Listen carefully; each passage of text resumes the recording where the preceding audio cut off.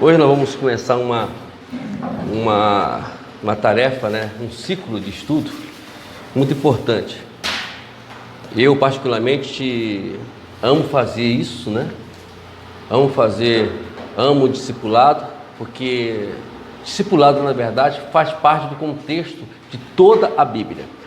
Para os irmãos terem uma ideia, né, desde o início do princípio, né, que nós podemos ver assim, por exemplo, o próprio Moisés, né? Qual foi o conselho de Jetro para Moisés? Criar uma rede de discipulado.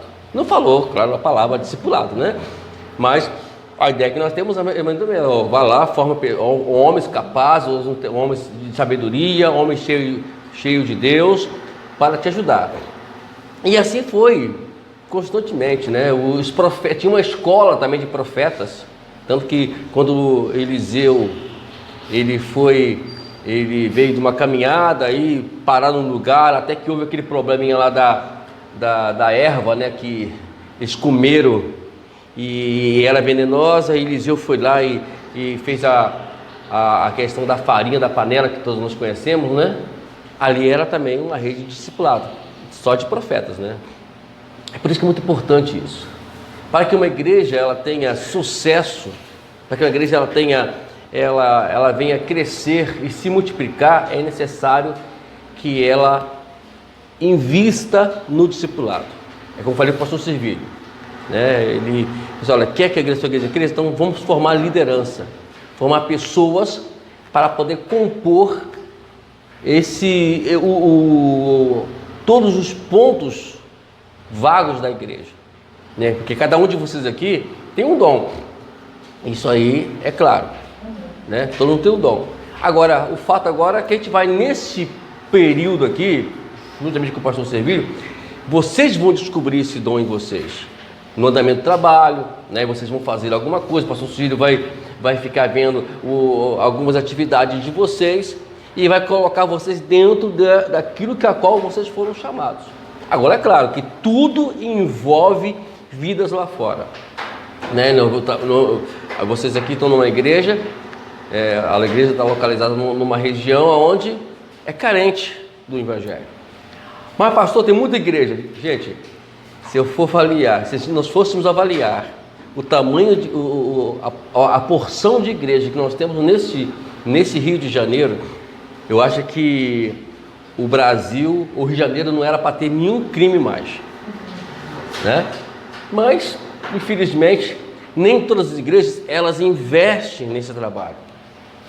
Por quê? Porque é um trabalho que dá trabalho, né? Dá trabalho, custa tempo, custa, né, vocês estarem aqui pela manhã aprendendo, como eu também, quantas vezes nós também estamos lá envolvidos, parando, às vezes de sair com a esposa para poder nos focar em estudo, nos focar isso, nos focar aquilo, e no final das contas, né, a gente vê que quando isso chegar a um ponto de maturidade, vocês vão ver que valeu a pena. Valeu a pena vocês investirem nisso. A igreja valeu a pena investir nisso. A igreja, na verdade, está vivendo, né, pastor Servílio, numa nova dimensão de vida, né?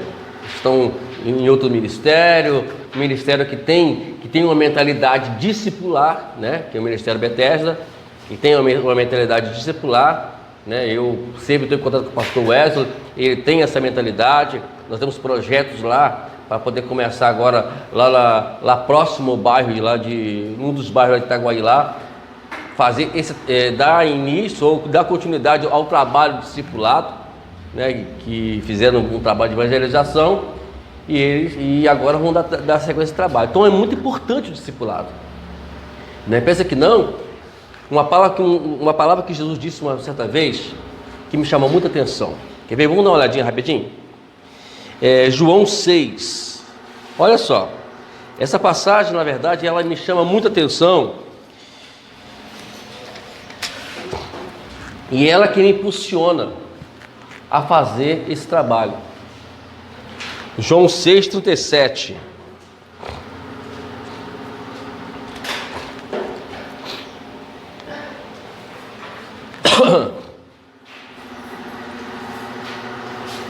Capítulo 6, versículo 37.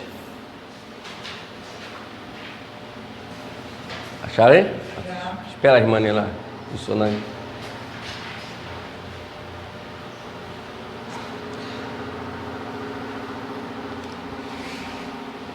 Toda vez que vocês estiverem falando do Evangelho, pense nesse versículo. Porque esse versículo é o que faz que a gente entenda por que a necessidade de fazer discipulado. Porque a igreja, ela tem essa necessidade. Vamos lá. Pode ler. Pode ler, irmão. Pode ler. Vocês podem ler. Vamos lá. Onde vocês lerem para mim? Pode ler. Todo que meu Pai me dá, virá a mim.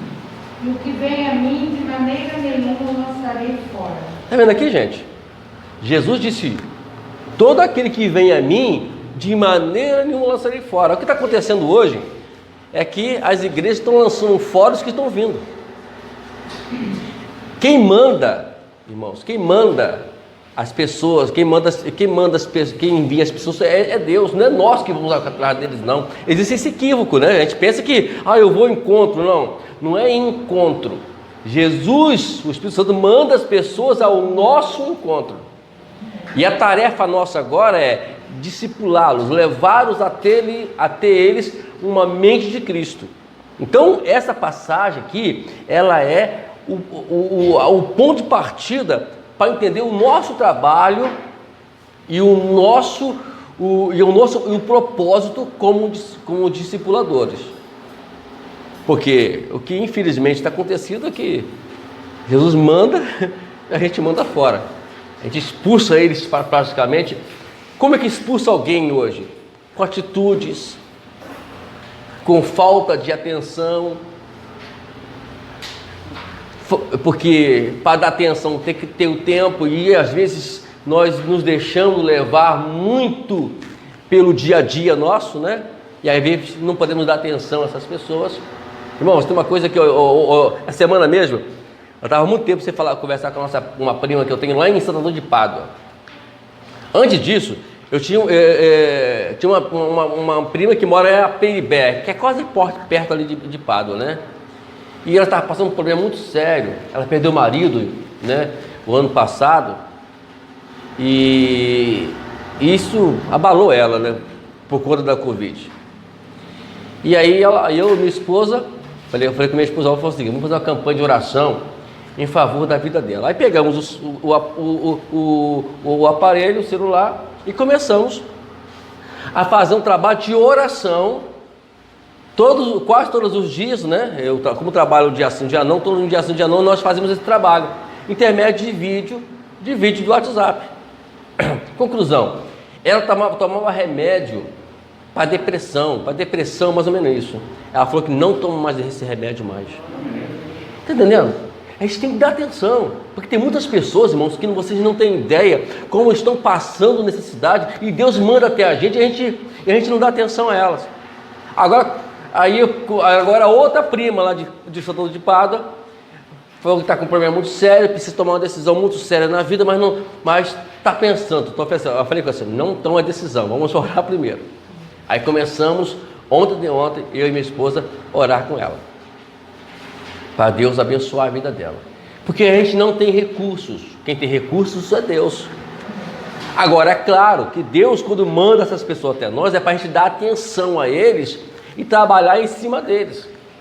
Por exemplo, eu tive um caso de um senhor que ele via de um problema. Ele é alcoólatra, né? E você sabe que a abstinência, depois que você larga o determinado vício, a abstinência ela começa a ter algumas acelerações no corpo. E ele tinha isso, ele começou a ficar meio avoado, né? Meio coisa assim e tal. Impressionante, né, pastor Sevilha? Que eu estava pregando, né, no microfone lá no púlpito. Aí ele: pastor, eu quero falar contigo.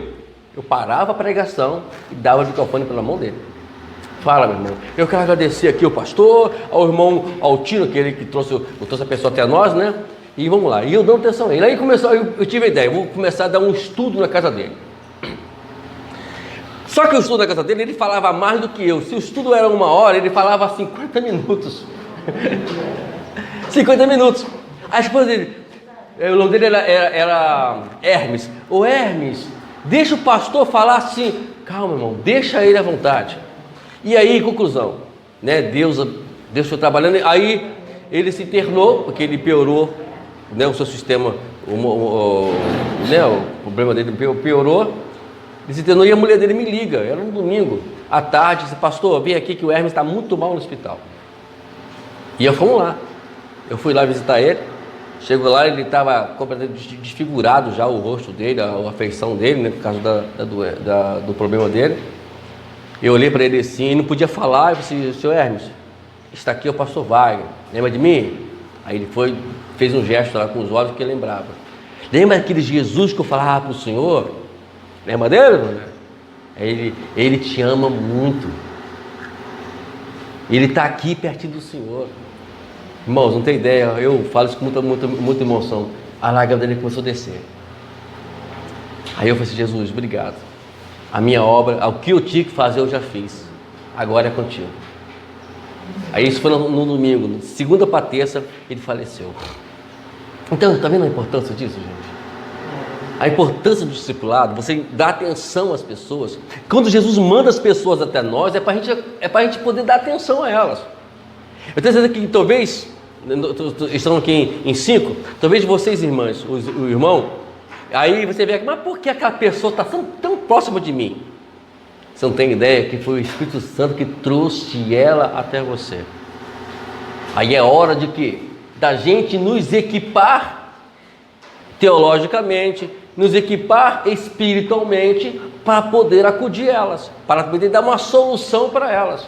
Que ninguém vem do nada para a gente, não. Ela vem justamente porque Deus trouxe ela até nós, e agora nós temos que também, a nossa parte qual é? É nos equipar agora. É por isso que o pastor Servílio está aqui, né, abrindo esse espaço aqui, para que vocês venham se equipar, para que vocês, quando puder, e puder falar para essas pessoas, e trazer elas para o Evangelho. E como trazer elas, como tratar delas, tudo isso a gente vai aqui, né, procurar falar aqui para vocês aqui, né, a importância que tem. Nós vamos começar num assunto muito importante hoje, que fala sobre voltar ao princípio. Por que isso, voltar ao princípio? Porque o princípio é que nos ensina como devemos continuar hoje. É que infelizmente, o que tem acontecido hoje é que as pessoas saíram do princípio e querem criar os seus próprios princípios. Aí não vai dar certo. Porque o que dá certo, o que Jesus ensinou. Não é o que nós queremos fazer. Essa inovação hoje de discipulado que existe por aí fora, ela não tem ajudado muito a igreja, não. Ao contrário, tem enchido igrejas. Isso aí a gente vê. Encher a igreja não significa, eu vou deixar essa nota aqui, uma igreja cheia não significa que a igreja é cheia do Espírito Santo. Ela pode estar cheia de gente, mas não do Espírito Santo. Porque o que faz hoje a gente ver uma igreja avivada é uma igreja cheia do Espírito Santo. O que é avivamento? Avivamento é uma pessoa cheia da plenitude de Deus na sua vida. Isso é avivamento. Avivamento não é movimento, né? Pula, né? Uma coisa que o pastor, eu até notei aqui, o pastor Hernandes Dias Lopes, Lopes Dias, é Dias Lopes, né? Ele fez um comentário muito interessante, que eu tive que anotar esse comentário. Eu vi essa mensagem 2 vezes, pastor Servílio, mas aí na segunda vez que eu vi essa mensagem, aí eu estou lá no meu serviço, estou ouvindo ele pregar a minha mensagem, eu nem sabia que era a mesma mensagem, depois que eu fui ver que era a mesma mensagem que eu tinha visto, uma coisa do Espírito Santo mesmo, né? E ele falou algo muito importante sobre a revitalização da igreja. E ele fez um comentário muito assim, importante, que me chamou a atenção, é que a questão dos milagres. Pessoas estão muito hoje querendo que a igreja faz isso, que faz aquilo, porque o milagre, ele chama a atenção. Ele vai encher a igreja. Não sei se vocês estão me entendendo. Ele chama a igreja. O que eles querem hoje é muito mais status pessoal do que ver a igreja bem. Por quê? Se eu ensinar a Bíblia, poucas pessoas vão vir. Mas se eu trabalhar trabalhar com milagre, a igreja vai encher. Então eu não quero, então a intenção não é boa, não é bíblica. Se você for ler, se você for dar sequência a esse capítulo que vocês leram aí, capítulo 6, vocês vão observar que Jesus, ele começa a jogar pesado para ele. Por quê? Porque antes, aquele povo, ele participava da multiplicação dos pães, eram quase 5.000 pessoas, eram quase 5.000 homens, tirando as mulheres e crianças, então tinha mais de 10.000 pessoas lá naquele lugar. Então, ele alimentou eles com 5 pães e 2 peixinhos. Aí, quando Jesus percebeu que eles estavam muito entusiasmados, felizes pelo milagre, né? Porque, gente, 5 pães e 2 peixinhos, multiplicar mais de 5.000 pessoas, é um milagre mesmo, né? Jesus, ele sai de fininho. Ninguém vê Jesus sair, inclusive os seus discípulos estavam procurando Jesus.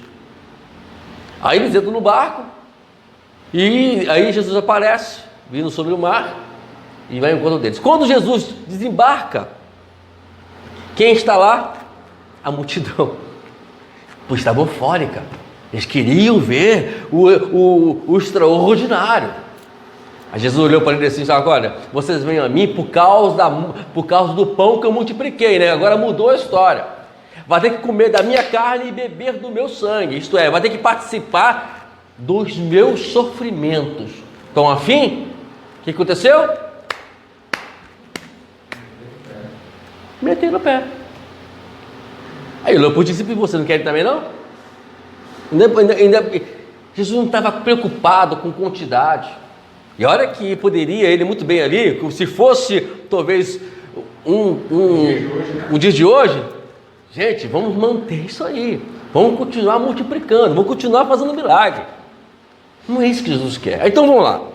Olha aqui o pastor Renislau, que ele falou uma coisa muito, muito interessante. O milagre, ele estava fazendo um comentário sobre o capítulo 2 de Atos dos Apóstolos, que é o texto que faz parte do nosso contexto do nosso estudo. Ele falou assim: o milagre produz 3 reações, produziu, né, na verdade, 3 reações naquele auditório lá no cenáculo. Não está na postura de vocês não. Tá não. Eu escrevi depois, que eu mandei para você. Aí, ele produziu 3 reações. A primeira, ceticismo, preconceito e zombaria. Quer ver? Atos dos Apóstolos. 3 reações.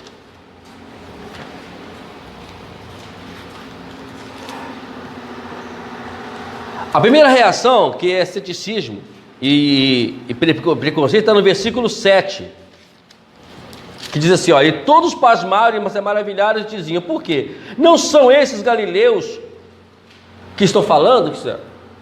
Usou aqui o ceticismo. O que é ceticismo? É quando a gente, na verdade, não dá uma ideia que não é, que aquilo ali não vai para frente, que não é, eu não creio nisso.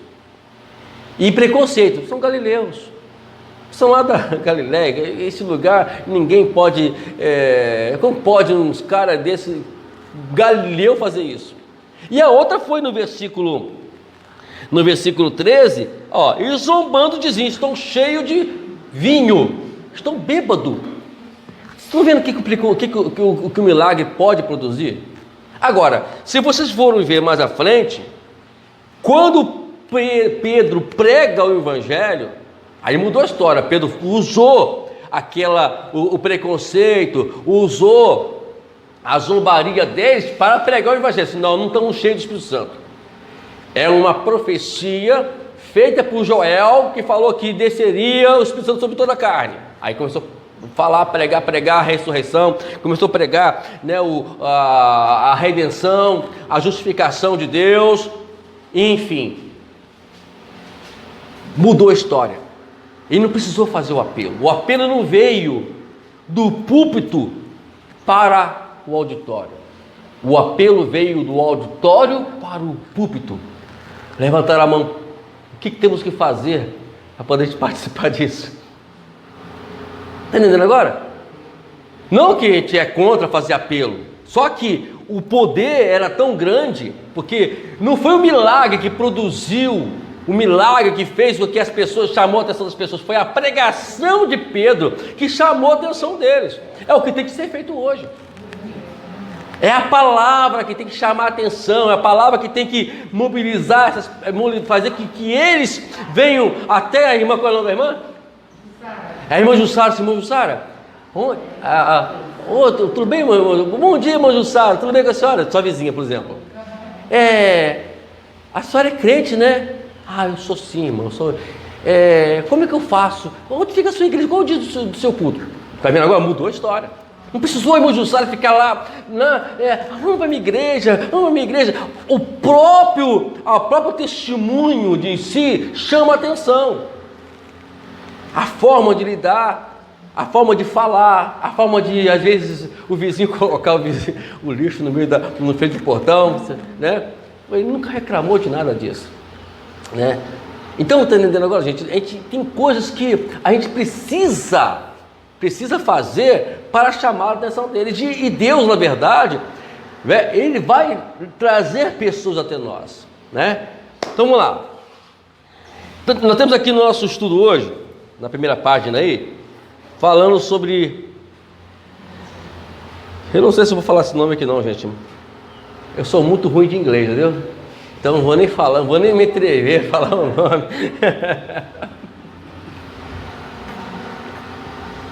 Eu, pastor Silveira, quando eu vou fazer meus vídeos, eu entro no tradutor lá, né? Pronuncio umas 50 vezes aquela palavra, ver se eu consigo depois do vídeo falar a palavra. Aí diz assim: a igreja é o povo peregrino de Deus. Ela está em movimento, correndo para os cantos da terra para implorar que todos os homens se reconciliem com Deus, correndo para o final dos tempos para encontrar o seu Senhor que reunirá a todos. Olha que coisa interessante. A igreja, o que é? Ela não faz parte deste mundo. É outra coisa que a gente também precisamos colocar na nossa cachola, né? As pessoas acham que o mundo é nosso. Aí querem brigar pelo mundo, brigar pela política tal, brigar pelo presidente tal. Gente, eu particularmente, eu vou sincero para vocês, eu não discuto sobre política. Primeiro que eu não entendo muito. E segundo, que não é esse o nosso chamado. Discutir quem é de Bolsonaro, quem é de Lula, quem é de fulano, quem é de cicrano. Vamos orar. O nosso trabalho como igreja, como segundo o apóstolo Paulo diz lá em Timóteo, acho que é a primeira carta de Timóteo, capítulo 2, me fala a memória, que fala que é interceder, é orar. Também Paulo fala lá em Romanos 14, me fala a memória também, fala sobre orar pelas autoridades. É só isso só, não tem que brigar por nada. A igreja está se preocupando muito com política, esquecendo do seu papel, que é evangelizar, que é discipular, que é trazer as pessoas para o reino de Deus. É como diz aqui, é implorar para que eles conheçam Deus, para que eles se envolvam com Deus. Nós temos que fazer isso, nós temos que, de alguma forma, mudar a história, nem que seja da nossa localidade, da nossa comunidade. A gente pode mudar o Brasil, que também, se puder, a gente muda. Mas eu sempre falo que o avivamento, né, pastor Silvio, ele não é, eu não considero o avivamento como uma questão coletiva. O avivamento ele é muito pessoal. O avivamento não vem dentro de um grupo fechado. O avivamento vem quando eu entendo a palavra e ela fez algo, ou moveu algo dentro de mim. Aí eu vou me mobilizar a ela. Aí isso é avivamento. Mas isso é claro, não vem coletivo. Muitos falaram antigamente, se o pastor Silvio lembra disso, né? Vai vir um grande avivamento sobre a igreja. Bom, para isso acontecer é preciso que um de nós se levante para que esse avivamento ele se aconteça. Porque se a gente não se levantar, ele não vai acontecer. Não vai. Eu garanto a vocês que não vai. Pode orar, pode ir para monte, pode fazer campanha disso, campanha daquilo, que infelizmente não vai acontecer avivamento. Avivamento não vem por campanha de oração. Avivamento vem por questão de atitudes. Que eu vi na palavra, obedeci a palavra e eu vou agir segundo o que a palavra me falou. É como Jesus falou lá em João 7,38. Ele falou: olha, quem crê em mim, como diz as Escrituras, rios de água viva fluirão do meu interior. Isso é avivamento. Olha, quem crê em mim, como diz, não é porque não é o que o pastor Silvio falou, não é o que o pastor Wagner falou, não é o que o pastor Wesley falou, não é o que o pastor fulano falou, não. Como diz a Escritura, como eu disse. É como Jesus disse, Ele é o Senhor. Né? Então, quando nós pregamos aqui, nós pregamos o que Jesus disse, não o que as pessoas disseram. E acontece, vai correr vida de Deus dentro de nós. Isso é avivamento. Entendeu, gente? Então a gente fica com essa ideia que avivamento vai vir na questão coletiva, né? Sabe o que aconteceu lá em Atos? Mas não significa que aconteceu. Não, mas detalhe, lá em Atos, se você for observar, por que foi coletivo? Você entendeu o contexto? Todos tinham um só pensamento. Todos estavam unidos, não estavam unidos, estavam uníssonos. Uníssonos é muito mais do que... uníssono quer dizer que... eu gosto muito de usar o termo seguinte. Eu, particularmente, gosto muito de pegar abacate e misturar com banana. Acho, gente, aquilo ali me fascina. Eu fico doidinho e eu passo até mal comendo isso. E aí, o que faz? Você pega o abacate, amassa com a banana, tudo bonitinho, aí pega o garfinho ainda para ficar bem bonitinho ainda, né? Vai amassando, porque vai ficar mais fácil o garfo, né? E vai acontecer o quê? Vai ficar uma coisa só. O gosto vai ficar misturado entre eles. Isso é uníssono. É isso que eles estavam lá reunidos. Só pensamento. Aí o avivamento veio coletivo. Agora, dentro de uma igreja onde existe um caminhão de mentes diversificadas, aonde uns são isso, uns são do outro, o avivamento não vai acontecer. Pode acontecer aqui, né? Eu como não convivo muito aqui, pode acontecer aqui, que de repente o pastor Silvio está pregando aqui e todos são tomados pelo Espírito Santo e a partir daquele momento não quer saber de outra coisa do que evangelizar. Isso pode acontecer, mas acontecer se toda a igreja estiver uníssono. Mas por isso aconteceu no Pentecoste. Mas nos dias de lá para cá, né, e vimos que os desavivamentos, quando você vê a história da igreja, você vê que os desavivamentos veio intermédio de pessoas individuais. Levantavam alguém, por exemplo, no século XVI, né, a igreja estava totalmente destruída, né, envolvida com o Estado tomando conta da igreja. Aí levanta um camarada chamado Martinho Lutero, um doido varrido, né? O cara vai enfrentar o sistema da igreja católica daquela época, que era forte, né, pastor Silvio? Que era forte. Ele vai lá ele escreve 95 teses, bombardeando a igreja, os princípios, os ensinamentos, o sacrilégio da igreja, que era contra a Bíblia, e coloca lá na porta do prédio da igreja de Wittenberg. E deixa lá, para todo mundo ler. E ali começa a grande era da igreja protestante. Está entendendo? Mas levantou. Então, dentro da igreja mesmo, pode ser o quê? Pode ser que alguém se levante para poder trazer pessoas para a igreja.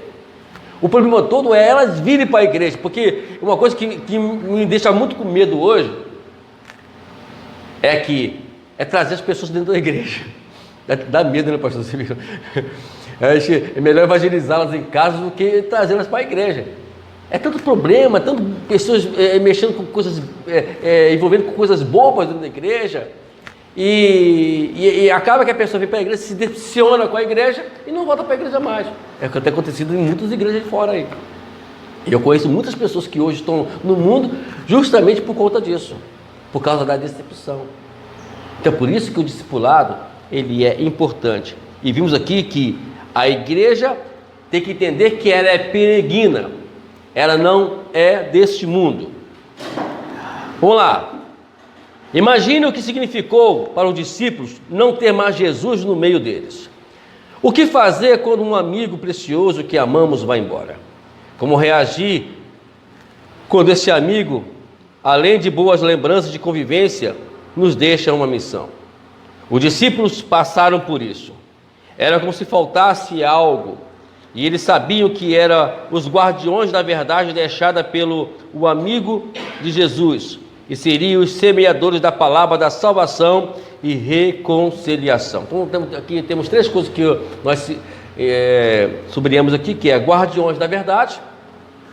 Vamos pregar o que a Bíblia fala. São os guardiões dos princípios bíblicos. Não vamos abrir mão deles. Gente, não abra mão do que a Bíblia ensina, porque esse é o princípio de tudo. Quando a gente vai abrir mão por algumas questões, vamos deixar, acho que não tem nada a ver, né? Usa muito isso, né? Não abra mão.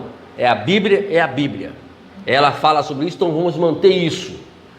Não vou abrir mão disso. A Bíblia é a Bíblia. Ela não ensina sobre isso. E assim vai. E a outra é semeadores da palavra da salvação. Vamos semear agora a salvação para as pessoas. E reconciliação. Qual é o papel da igreja na terra? Reconciliar o mundo com Deus. Esse é o nosso papel. Olha que privilégio. Gente, olha, vou falar isso. A gente somos embaixadores. Você ouviu falar? Você tem ideia do que é ser embaixador de Cristo? Sabe, irmão, você é embaixador de Cristo. Nós somos embaixadores de Cristo. Nós somos representantes de Deus nesta terra. Somos aqueles que a qual vai trazer. Quando você traz uma alma, se converte, uma alma é salva, você fez o seu papel e Deus aplaudiu no céu. Eu dei esse exemplo 2 domingos atrás, falando sobre embaixada, né? Nós somos representantes de um país dentro de outro país. A igreja é a representante dos céus na terra, né? Pensou? E por isso Jesus falou, né, que o que você ligar aqui na terra, você liga no céu. Tem uma sintonia, né? A sintonia nossa, a gente está aqui falando aqui, e Deus, estamos ligando algo aos céus, e Deus está comprovando isso.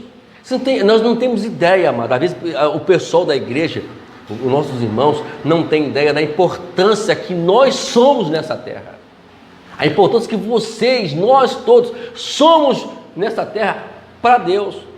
Deus, ele podia, como, não sei se foi, eu não lembro agora, aonde está escrito, parece que é Pedro que fala sobre isso, que ele poderia ter mandado um anjo para fazer isso, mas ele mandou a gente. Olha que privilégio. Você ligar as pessoas a Deus. Irmãos, eu hoje, eu tenho muitos, o pastor Silveira conhece alguns deles, né? Muitas pessoas que hoje são pastores, né? São pessoas que que ontem eram ninguém e hoje são pastores. E às vezes eu fico olhando para trás, amado, eu perguntando, como é que eu fiz tudo isso, né? Aí eu pensei, se não fosse Jesus, não fazia, né? Mas você vê que, às vezes, quantas pessoas hoje, quantos ministérios, e hoje estão por aí fora, avançando, e ontem as pessoas chegaram na igreja e não eram nada. Então, está entendendo o privilégio que Deus deu a gente fazer essa conexão, né, entre a terra e o céu, e fazer com que as pessoas, elas venham até Cristo. Pessoas que, eu tenho um rapaz, um vizinho lá, que ele, até hoje ele saiu lá para ir para outro ministério, mas ele tem um respeito que às vezes me deixa até sem graça com ele, né? E ele era beberrão, farra. A mulher dele, quantas vezes a mulher dele, ela da nossa igreja, chegava lá reclamando, falando que ele estava com outra mulher, e tal, papai, aquela história toda que geralmente tem esses homens, né? E hoje eu tive o prazer de ordená-lo no presbitério. Ele se converteu, mas converteu mesmo. Não é aquela conversão de tapar buraco, não. É aquele camarada que prima pela palavra de Deus, né? Esse dia eu estava até brincando com ele que a gente vai gravar um vídeo junto, mas ele está correndo de mim, né? Está com medo de gravar o vídeo. Mas é lá, quando eu olho para ele hoje, eu vejo esse privilégio. Hoje ele é oficial da Marinha, né? Viaja agora para esse Brasil todo, já foi para o Haiti, já naquele problema do Haiti. Quer dizer, ele está lá também fazendo a obra do Senhor. Olha que privilégio. Outra coisa que me chama a atenção, eu vou até adiantar o que está aqui no nosso apostila. Depois vocês dão uma olhadinha com calma a apostila em casa. Tem um camarada na Bíblia, que esse rapaz, esse menino, ele é meu encanto da Bíblia. E o impressionante que você vai ver ele apenas 3 passagens na Bíblia. Mas as 3 passagens que você lê dele da Bíblia te fascina. Primeira dela, capítulo 1 de João. Não vamos ler não. É o capítulo 1 de João. Fala que esse camarada, ele levou o seu irmão até Jesus. Ele era discípulo de João. Estamos falando de André, tá, gente? Ele era discípulo de João Batista. Quando ele vê Jesus, porque João Batista testemunhou, olha, ele está o Cordeiro de Deus aí passando. Opa, João Batista, foi muito bom estar contigo, mas vou acompanhar ele. E acompanhou Jesus. Aí ele chega para o teu irmão, que era um camarada meio ríspido, meio grosso, né? Que é chamado, na época ele era chamado Simão, né?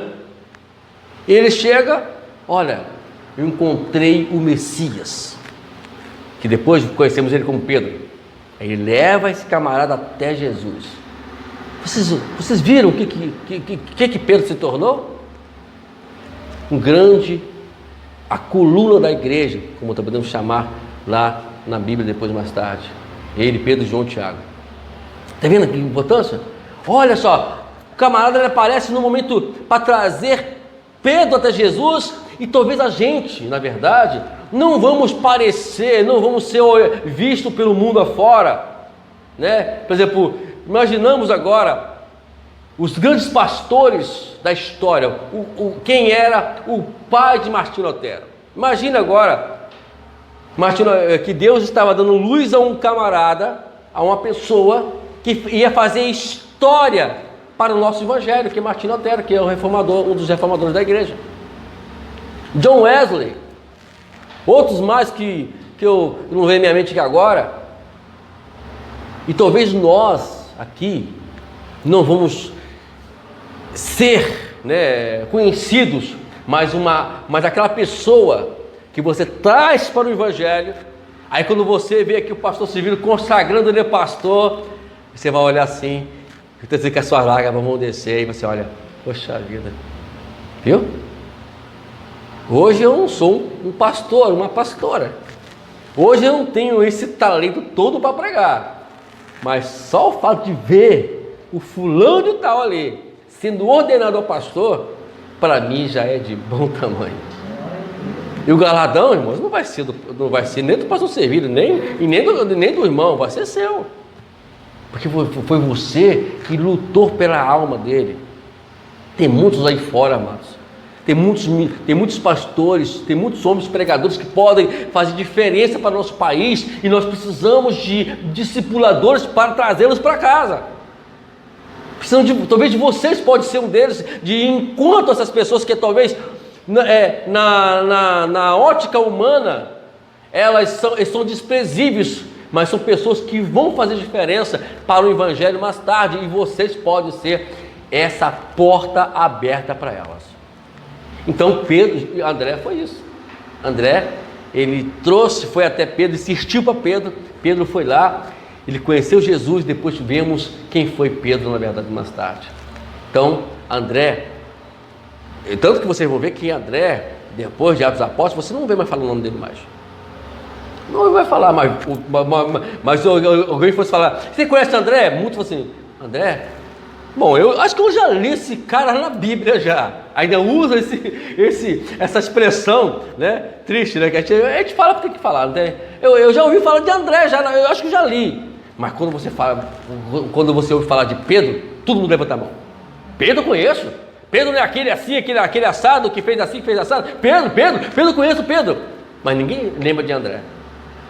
Mas André é que foi o pivô para que Pedro fosse o tão conhecido como nós conhecemos hoje. A outra passagem está aí mesmo no capítulo 6 de João, né? Que fala que Jesus para de forma proposital. Jesus ele era irônico demais. Eu gosto de Jesus, né? Ele para, a multidão está ensinando a palavra no meio, quase meio-dia.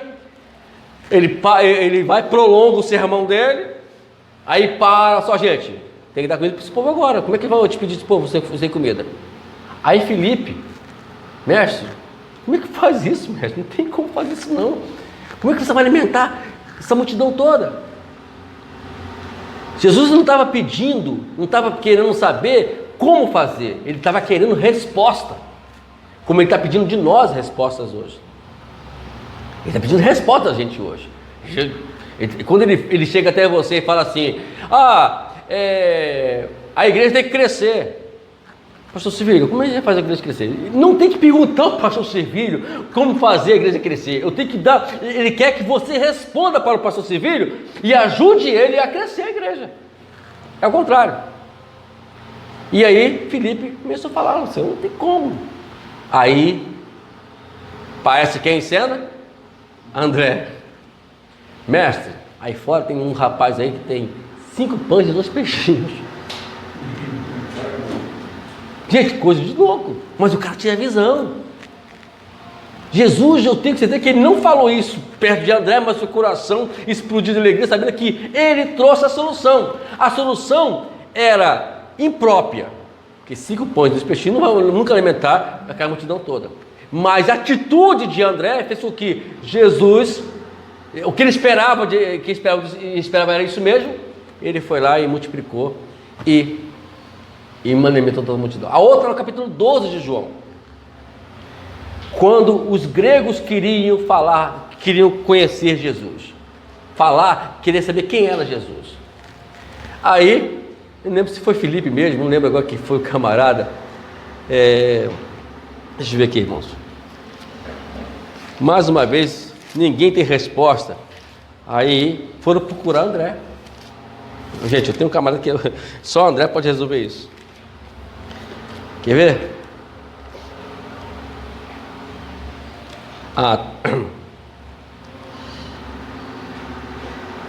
Deixa eu achar aqui agora, queridos.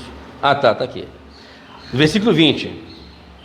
Ora, havia alguns gregos entre os que tinham 12, João 12. Subiram a adorar o Senhor na dia da festa. Esse, por dirigiam-se Filipe de novo. Filipe, rapaz, é um camarada meio tapadão, né? Ele nunca aprendia essas coisas. Filipe, aí, era de Betsaida, e rogaram-lhe, dizendo: Senhor, queremos ver Jesus. Isso dizendo para Filipe. Filipe foi a quem? Aí foram lá que começaram a falar de Jesus para os gregos.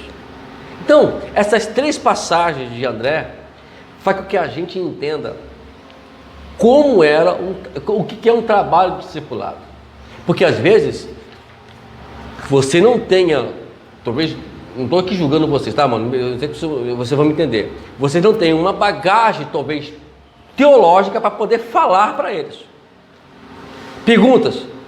Vão perguntar as irmãs, os irmãos: mas como faz isso? Olha só, eu não tenho a resposta aqui agora, mas eu conheço alguém que vai lhe dar essa resposta. Mas quem? O meu pastor. Vamos lá, vamos para a igreja. Pastor Servilho, vai chegar. Tá aqui fulano de tal, ele quer conhecer Jesus, pastor Servilho. Ponto. Está vendo agora como é simples resolver o problema?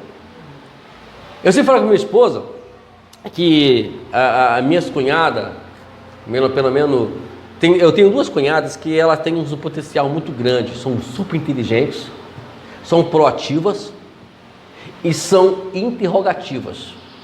Só que faz essa interrogação, esse questionamento com ela, não comigo, né? E eu tento lá fazer tudo que eu posso para poder instruir a minha esposa para que venha responder elas dentro do que deve ser respondido. Uma é Ramatiz, né? Ramatiz, não sei se vocês sabem que Ramatiz mexe com o negócio de espiritismo, né? A outra é católica, enfim. Então eles, na verdade, eles sempre questionam. Uma delas questiona muito a minha esposa. Ah, Iva, como que faz isso, Iva? Por que faz isso? Por que acontece isso, Iva? A outra que é católica, que é mais católica, são três. A outra, que é mais católica, perguntou à minha esposa, por que os que grita tanto? Aí, esse é um problema muito sério, gente. Eu sei que eu conheço o pastor Sevilho, eu sei que ele tem o mesmo pensamento que eu, né? Gente, o que me incomoda, gente, é muito isso. É abrir a igreja e ficarem com o microfone gritando dentro da igreja. Nossa, Deus do céu. Não pode. Eu falei assim, Jesus, para que isso?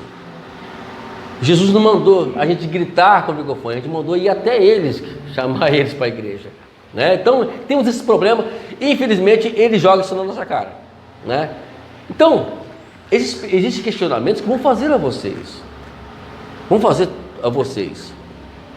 Então, o que nós vamos aqui aprender é nos instruirmos para quê? Para que ou vamos responder, ou vamos trazer eles imediato. Olha, eu não tenho como te dar essa resposta não, né? Ainda não cheguei a esse patamar teológico não, mas uma coisa eu sei, eu conheço alguém que vai te responder.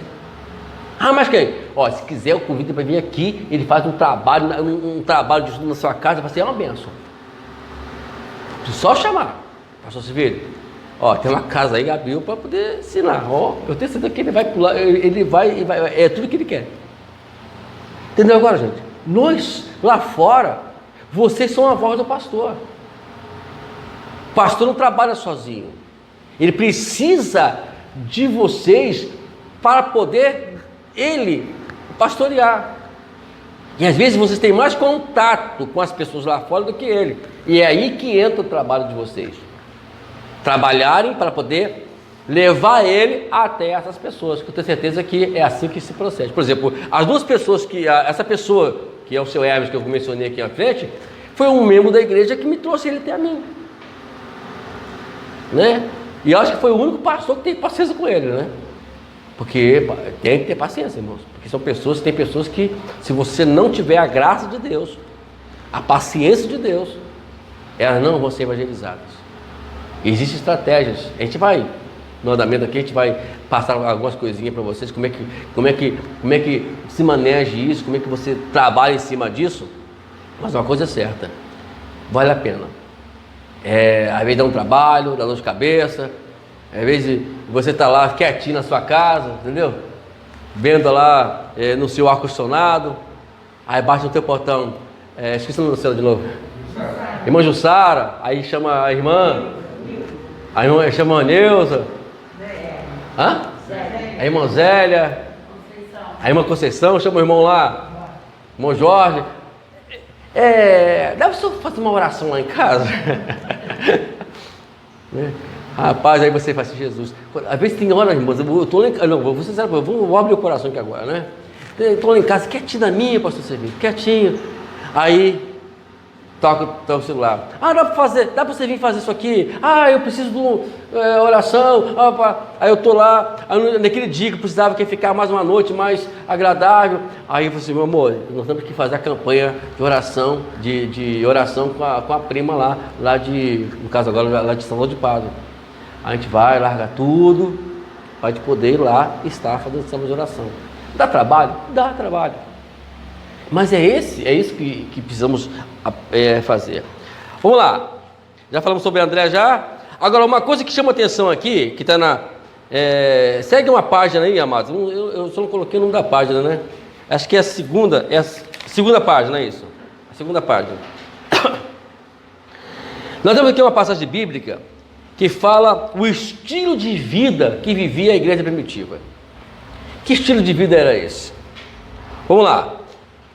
Primeira coisa, eles perseveraram na doutrina dos apóstolos e na comunhão, no partir do pão, nas orações. Então temos aqui ensino, eles participavam do ensinamento, eles tinham comunhão um com os outros, eles partiam pão e sempre estavam na oração. Isso faz parte. Uma coisa que vai chamar muita atenção, queridos, deixa eu falar isso aqui agora, que é muito importante para vocês aqui, para que venha chamar a atenção, é porque o povo lá fora, ou a igreja, ele quer ver essa diferença para aqueles que a qual trabalham no discipulado. Qual a diferença? Não falta culto. O pastor chama para oração, está lá, estão juntinhos na oração, né? Vivem em comunhão. O que é comunhão? Comunhão não é só estar reunido, comunhão é em tudo. É a cantina, é lavar a igreja, outras coisas mais que eu agora não tenho. Então tudo é comunhão. E é legal isso, né? A igreja está envolvida em todos esses sentidos. Não que quiser que eu tenha que lavar a igreja. Não é isso. Estou falando que estou dizendo que esse envolvimento com a igreja faz com que as pessoas lá de fora vejam a importância que está tendo. E como vocês são presentes na igreja. Aí quando a irmã for falar alguma coisa, aquela irmã ali aquela irmã tem que ficar quieta, porque aquela ali é de Deus, porque nunca vi aquela irmã faltar culto, né? E tem pessoas que faltam culto, o pastor deve saber disso, que a gente na verdade não sabe se está doente ou se faltou culto, porque tem que faltar mesmo, porque as pessoas que faltam tanto culto, que quando elas estão doentes a gente não sabe. Eu particularmente sou assim, por exemplo, eu estou na igreja, quando tinha uma irmã na igreja lá que quando ela faltava, eu já ligava imediatamente. Eu ia na casa dela, não ligava, eu ia diretamente na casa dela. Irmã, o que aconteceu, irmão? Não, pastor, que ontem eu tive que fazer isso, não deu para ir na igreja. Irmão, assim, me avisa, porque senão ela mata no coração. Porque ela não era costume de faltar à igreja. Aí, já o outro lado, faltava a igreja, o pastor não estava doente, irmão. Mas você falta tanto culto que nem sei o dia que você está doente, se você está bem, não sei, né? Não era aquela pessoa constante na igreja. Então isso é muito importante, isso é comunhão. Então faz com que o próprio pastor ele tenha uma mentalidade sobre quem é e quem não é. Então é muito importante isso. E nas orações, toda oração está ali, porque a oração na igreja ela é muito importante. Né? Por mais que você ore em casa, mas ela não vai substituir o que nós fazemos aqui juntos. Viu, irmãos? Nunca vamos entrar nessas que pessoas dizem aí fora. Eu oro em casa, está muito bom. É a mesma coisa. Não é a mesma coisa, não. Eu garanto isso. Oração na sua casa é a oração da sua casa. A oração da igreja é a oração da igreja. É o que Deus lhe quer. Comunhão também na oração. É a oração. Então vamos aqui, por exemplo, o pastor Wesley, o pastor Civil deve lembrar disso, né? Ele fez 12 horas de oração lá na igreja. Cada um faz uma oração de 1 hora. Eu podia muito bem fazer essa oração em casa, mas eu peguei minha esposa, vamos para a igreja, né? A nossa hora é a hora tal. Temos que estar na hora tal lá, para poder nós fazermos o nosso trabalho de oração. E estava eu e minha esposa lá. Chegamos cedo, né? Aí quando chegou o nosso horário, aí é nós que... Agora quem manda no pedaço sou eu da oração. Quem faz oração sou eu. Ninguém agora não se mete não, né? Agora é minha vez. E aí fomos fazer o trabalho e Deus está abençoando. Entendeu? Isso é o trabalho. Temos que estar desenvolvido nisso aí. Então, e a outra coisa. Aí cada um havia temor. Olha o resultado. E muitos sinais e feitos extraordinários eram realizados pelos apóstolos. Tudo consequência. Aí, todos os que criam estavam... Olha só. Agora é claro, tem que crer. A unidade, ela é muito importante. Irmãos, para você ter uma ideia, a unidade é tão importante. Eu nem sei que hora é agora, pastor. Tem que ver aí, senão a gente vai passar aqui. 9h56. Já está quase terminando já. A unidade é tão importante que o próprio Deus ficou preocupado com Satanás. O irmão deve conhecer aqui a grande história da Torre de Babel, né? Ali, a obra ali, houve uma unidade ali. Uma unidade para quê? Para construir a torre. Foi a única vez na Bíblia que Deus trouxe dissensão, o próprio Deus trouxe dissensão para algo não ser feito. Por quê? Porque Deus sabe, ou melhor, Satanás, olha só, o camarada é do inferno, já está condenado, mas ele sabe o poder de uma unidade. Ele tem esse poder, ele sabe o que faz a unidade. Tanto sabe o que faz a unidade que ele amontou isso lá na Torre de Babel. O próprio Deus teve que trazer ali uma confusão ali para poder não dar consequência.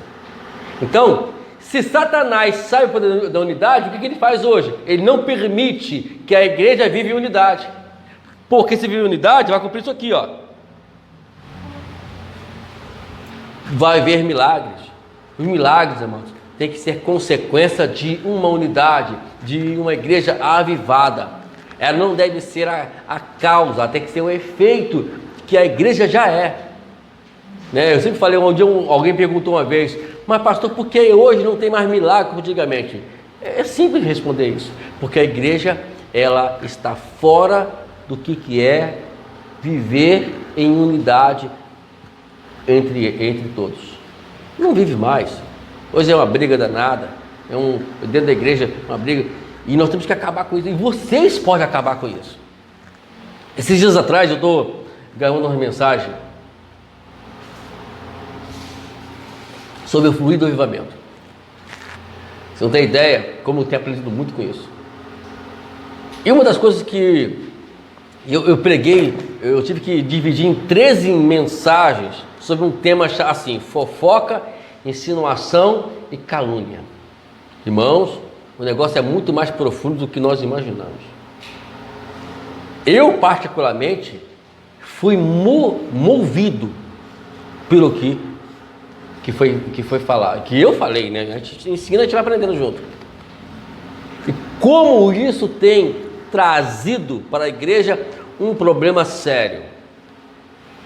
Agora estamos falando sobre pastores de curta temporada e membros passageiros. O que significa isso? É a igreja que vive em função de querer tirar o pastor da sua posição. O pastor não presta mais, já passou o tempo, né? O pastor Silvio está meio velhinho já, né? Vamos trocar ele por outro. Essa é que vive a igreja hoje, pensando nisso. Talvez eles não podem fazer isso, mas eles trabalham para poder fazer isso dentro da igreja hoje. Isso tem trazido também um problema muito sério dentro das igrejas. Eu vejo muitos pastores passando por dificuldades, né, por conta disso, de membros que não têm estabilidade bíblica dentro deles, e eles fazem e transmitem isso atacando os pastores. Tem pastores, irmãos, que não pode pegar esse pedestal e colocar ele aqui. A igreja já reclama.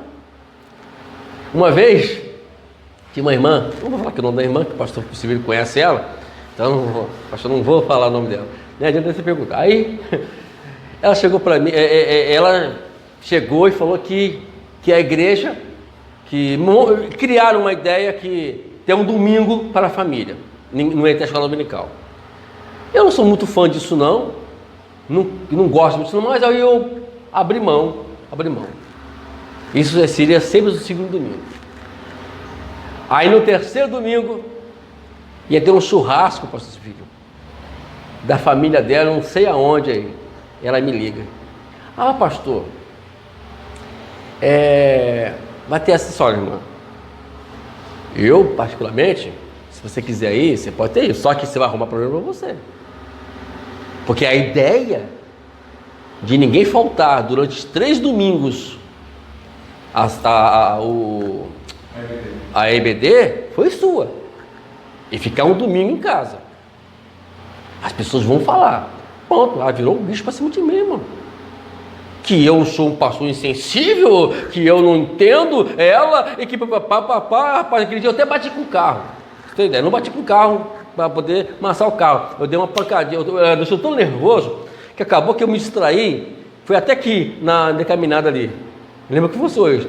Eu encostei devagarzinho, que ali não dá para andar mesmo, né? Mas ali eu fui e encostei devagarzinho atrás do carro. Você tem ideia como que ela me irritou.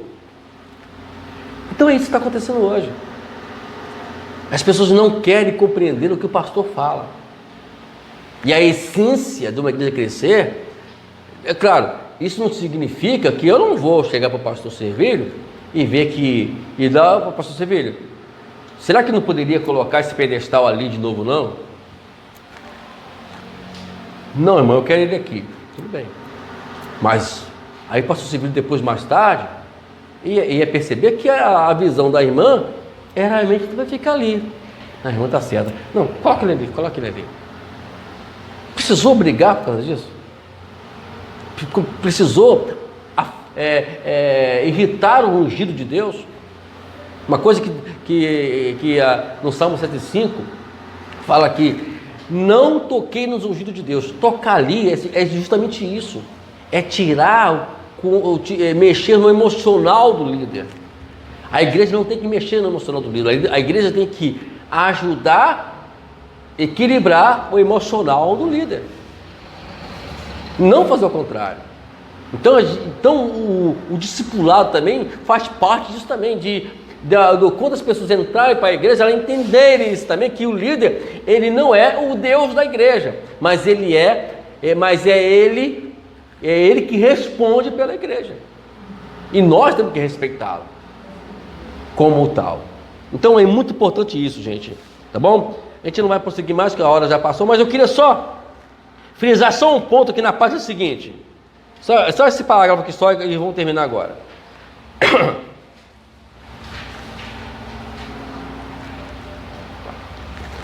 Primeiro parágrafo de cima aí, ó. A grande comissão, acharam aí? Terceira página. É a terceira página.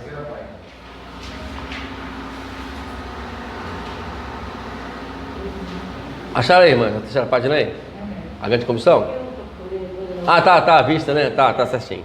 Então, sei lá, presta atenção que eu vou falar então. Lá. A grande comissão era prioridade na vida do discípulo de Jesus. Sua paixão era cumprir esse chamado. Eles eram motivados pelo poder do Espírito Santo e pelo sentimento de urgência na proclamação da palavra. Aqui, prioridade.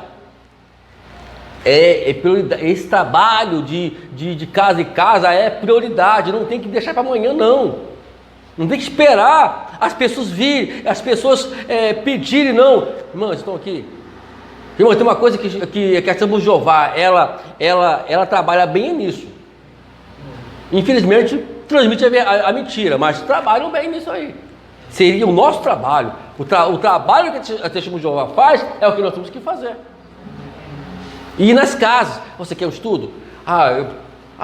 Mais um estudo? Olha só, eu vou dar o estudo, né? Mas aí o irmão também pensa, eu não posso dar o estudo, não tem. Pastor Silveiro, preciso de alguém para dar um estudo na casa de fulano, rapidamente. Eu não posso parar não, pastor. Entendeu? A prioridade? Pastor Silveiro, olha só, olha, mais uma casa surgiu aí, pastor Silveiro. Prioridade. Abriu a porta, deu um sorrisinho, já entra para dentro, meu irmão. É assim que tem que fazer, é sua prioridade. Não pode perder tempo. Entendeu? São coisas tem que ser feito hoje ou ontem isso. Né? Isso já é para ter feito há muito tempo. E às vezes as pessoas eles protelam, e aí depois a alma vai e se perde. Outra coisa, paixão. O que é paixão? Paixão é uma coisa é uma chama que não apaga. Não tem aquela coisa que quando o namorado está apaixonado geralmente o namorado faz isso, né?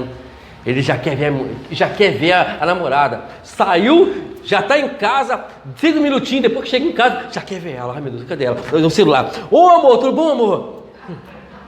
Não é assim? Porque está apaixonado. É essa paixão que Deus, que a qual impulsiona o nosso chamado. Em querer ver vidas salvas. Você não vai sossegar enquanto aquela pessoa não foi na igreja. Tem uma história que às vezes contada na quarta dimensão que ontem era Paul Chu, hoje é David Chu, né? Que ele contava que tinha uma família que eles evangelizaram, que aceitou Jesus na igreja dele lá. Aí aceitou Jesus, Aqui, aí ia lá e não perdia tempo. É tudo que é a maior igreja do mundo, né? A maior Assembleia de Deus do mundo, que diz, né? E aí eles foram lá, evangelizava, aí chegava, visitava, chegava no culto seguinte, faltava o culto, aquela família. Aí no dia seguinte ia lá, não brigava não, por que não foi na igreja? Ô meu irmão, hoje o culto foi uma bênção. Só faltou você para ser muito mais abençoado. Nós vamos aqui orar por você. Você não pode ir na igreja, não, mas estamos vindo aqui. Não tem problema não, né? Você não pôde ir na igreja lá, vamos orar. Senhor, abençoa teu filho. Ontem não pôde ir na igreja, onde essa família, Senhor, aquela coisa toda, né? Aí no quase no culto, eles faltavam culto de novo. Aí no dia seguinte, eles estavam lá. Ô meu irmão, ontem o culto foi uma bênção. Só faltou você. Viemos aqui orar por você. Aí aconteceu um fato que eu falei, uma coisa, mulher, vamos mudar daqui. Essa pessoa já está perturbando a gente já. E lá na Coreia, eles tinham a mania de colocar e registrar onde eles mudavam, né? Aí eles chegaram lá, bateram palma e não tinha mais ninguém. Aí perguntou, você sabe onde está aquela família que morava aqui? Olha, eles foram para um lugar tal. Ah, é? Olha só, ô meu pastor, tudo bem com você aí, rapaz? Olha, abençoado, olha. Você foi privilegiado. Por quê? Porque uma família abençoada para você levar para a igreja. Aí eles foram lá, bateram palma. Ô meu irmão, pois não, estamos lá do pastor falando de tal. Aí o marido olhou para a mulher, isso contando a história. A gente não, mulher, vamos para a igreja. Eles acharam a gente. Entendeu agora como é que é isso? Então é o que está faltando hoje para a igreja. Ter essa paixão, essa coisa, né? E a outra é serem motivados pelo Espírito Santo. Não existe outra coisa que não venha motivar que não seja o Espírito Santo. Depois tem que estar cheio dele, para que ele venha motivar você, motivar a gente a fazer esse trabalho. E outro é o sentimento de urgência. Além da prioridade, agora tem essa urgência que não pode, tem que ser, o mundo jaz no maligno. Essa palavra, se nós formos fazer uma exegese dela, você vai ver que ela quer dizer o seguinte: se ele está no maligno, vamos tirar as pessoas de lá, desse mundo. O mundo está no maligno, não está? Então vamos tirar as pessoas do mundo. Já é um versículo, inclusive, evangelístico. É pensar na coisa, tem que tirar eles do mundo, senão eles vão se perder. E aqui embaixo, mais à frente, vai falar que eles tinham a pressa de compartilhar as boas novas, queriam transmitir aos outros tudo aquilo que estavam experimentando. Uma vida dirigida pelo Espírito Santo os tornava sensíveis às necessidades dos outros, e com oração cheia de compaixão, estavam todos os dias no templo e de casa em casa compartilhando a Cristo. E a perseverança no ensino, no cuidado dos outros, na comunhão, no partir do pão, era vista como por todos, inclusive os de fora. Pessoas olhando a situação. Porque o mundo lá fora pensa que não, ele está bem olhando para a gente. Entendeu? E a gente precisa continuar esse trabalho. Gente, não deu para continuar o horário, mas uma coisa é certa: precisamos nos voltar para essa chamada que Deus nos fez. Repito, cada um de vocês aqui, tenho certeza que Deus tem levado alguém até vocês. Aproveite. É claro que não vamos ser aquela pessoa chata, ranzinza, né? Vamos para a igreja. Ô, meu amigo, tudo bem? Ô, meu, tudo bem? Ontem mesmo estava o colega de trabalho, ele é desviado. A gente brinca. Aí ele foi, olha só como é que é as coisas, né? Não pode perder a oportunidade.